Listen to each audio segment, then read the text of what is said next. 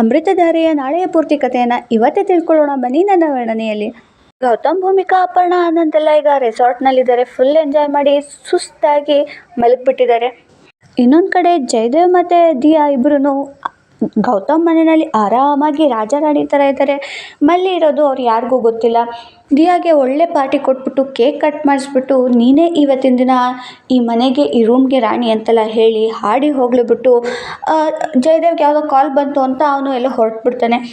Diya ರೂಮ್ನಲ್ಲೇ fresh up ಆಗಿ ready ಆಗ್ತಿರ್ತಾಳೆ. ಹಿಂದೆಗಡೆಯಿಂದ ಮಲ್ಲಿ ಬಂದು ಒಂದು ಉದ್ದವಾಗಿರೋ ಬಟ್ಟೆ ತೊಗೊಂಡ್ಬಿಟ್ಟು ಅವಳು ಕಣ್ಣ ಕಟ್ತಿದ್ದಾಳೆ.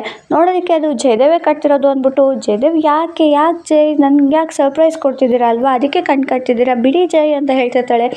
ಈ ಕಡೆ ನಮ್ಮ ಮಲ್ಲಿ ದೊಣ್ಣೆ ತಗೊಂಡು ಸರ್ ಯಾಕೆ ಬಾರಿಸ್ತಾ ಇದ್ದಾಳೆ ದಿಯಾಗೆ. ಕಣ್ಣು ಕಟ್ಟಿರೋದು ಮಲ್ಲಿ ಅಂತ ಅವಳಿಗೆ ಗೊತ್ತಿಲ್ಲ, ಜಯದೇವೇ ಹೊಡಿತಿದ್ದಾನೆ ಅಂದ್ಕೊಂಡು ಜೋರಾಗಿ ಕಿರ್ಚ್ತಾ ಇದ್ದಾಳೆ.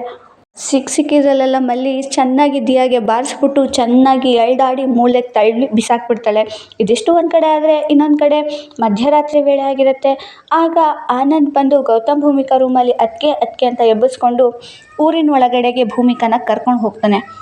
ಊರೊಳಗೆ ಅಂದರೆ ಕನಕದುರ್ಗದ ಊರೊಳಗೆ ಗ್ರಾಮದಲ್ಲಿರೋ ಆ ನಂಜಮ್ಮ ಇರ್ತಾಳಲ್ಲ, ಅವಳು ಕುಡಿದು ದಾರಿಲೇ ತೇಲಾಡ್ತಾ ಇರ್ತಾಳೆ.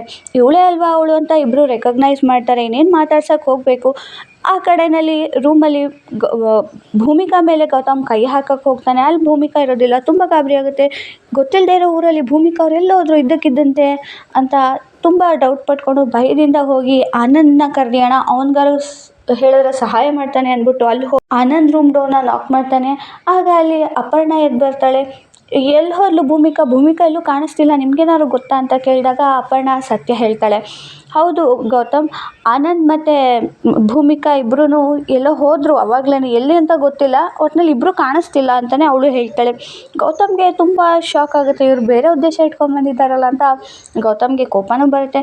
ಗೌತಮ್ ಭೂಮಿಕಾಗೆ ರೇಗ್ತಾನ ಅಥವಾ ಪ್ರೀತಿ ತೋರಿಸಿ ಕಾಳಜಿ ವಹಿಸಿ ಮತ್ತೆ ವಾಪಸ್ ಕರ್ಕೊಂಬರ್ತಾನ. ಅಷ್ಟರಲ್ಲಿ ಗೌತಮ್ ಬರೋದ್ರೊಳಗೆ ಭೂಮಿಕಾ ಮತ್ತು ಆನಂದ್ ತಮ್ಮ ಎನ್ಕ್ವೈರಿ ಸ್ಟಾರ್ಟ್ ಮಾಡಿ ಬೇಗ ಅವ್ರ ಕೆಲಸ ಮುಗಿಸ್ಕೊತಾರ. ಇಲ್ಲ ಇನ್ನೂ ಒಂದು ವಾರ ಅಲ್ಲೇ ಸ್ಟೇ ಆಗಬೇಕಾಗುತ್ತಾ ಗೊತ್ತಿಲ್ಲ.